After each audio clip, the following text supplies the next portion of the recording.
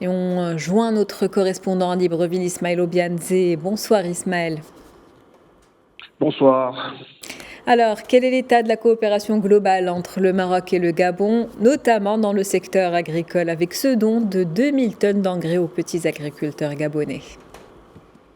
Des accords plutôt qui se portent, qui sont au beau fixe. Oui, vous avez parlé de 2000 tonnes de dons d'engrais pour un pays qui a de fortes ambitions pour son agriculture. Il s'agit donc du Gabon. C'est un ouf de soulagement.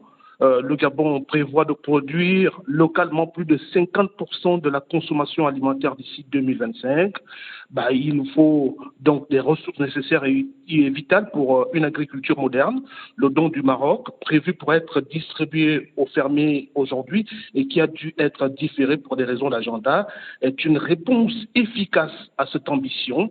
Donc, il faut vous le rappeler que le gouvernement gabonais a réceptionné ce don du Maroc l'année dernière de la part du groupe agro-industriel OCP, qui est, comme vous le savez, spécialisé dans la transformation et la production des phosphates et dérivés. C'est donc un grand bonheur pour les fermiers gabonais regroupés en coopératives et qui vont en être bénéficiaires.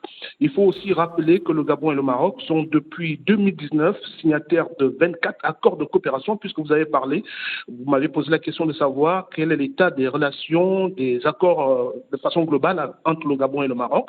Ils sont signataires Absolument. donc depuis 2019.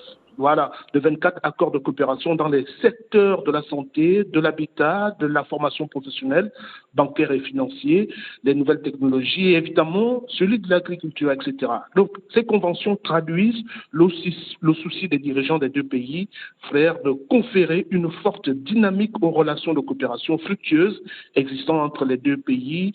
Donc, elles s'inscrivent donc in fine, comme en droite ligne de l'orientation royale tendant à renforcer le partenariat entre les pays du Sud.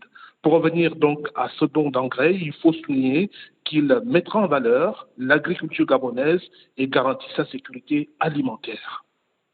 Alors Ismaël, le partenariat entre le Maroc et le Gabon se caractérise aussi par d'excellentes relations d'amitié, vous l'avez déjà dit, et par une convergence de points de vue en matière de paix et de sécurité. Que pouvez-vous nous dire là-dessus?